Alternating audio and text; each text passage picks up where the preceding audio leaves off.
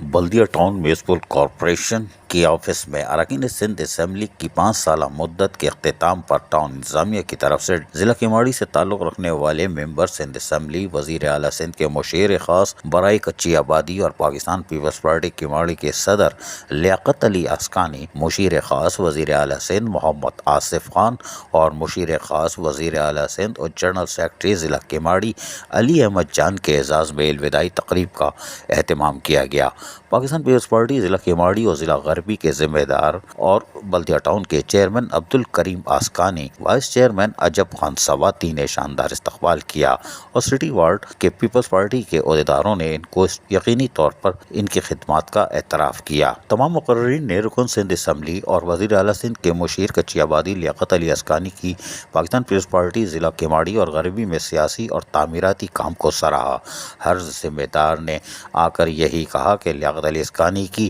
صلاحیتوں اور ان کی خدمات کا اعتراف کیا جانا ضروری ہے۔ ایسے حالات میں جب پیپلز پارٹی سے تعلق رکھنے والا ایک عام ہمدرد بھی اس ٹاؤن آفس میں قدم نہیں رکھ سکتا تھا، آج ضلع کیماڑی اور غربی کے چاروں ٹاؤنز میں چیئرمین شپ سے لے کر یونین کمیٹی کی سطح تک نمائندگی ہماری ہے، اور شہید بھٹو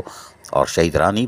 محترمہ بے نظیر بھٹو کے چاہنے والے وارڈ سے لے کر کراچی کی میئر شپ پر ووٹ کی پاور سے اپنی طاقت منوا چکے ہیں۔ لیاقت علی اسکانی نے عوام کے جمع و غفیر سے مخاطب ہو کر کہا کہ بلدیہ ٹاؤن میں آج جو پذیرائی حاصل ہوئی ہے وہ ہمارے 70 شہداء کی قربانی کا نتیجہ ہے۔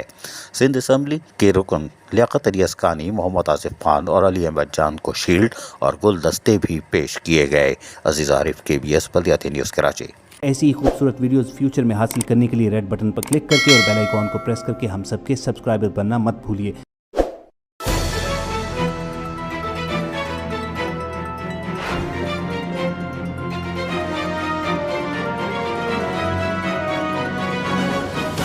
KBS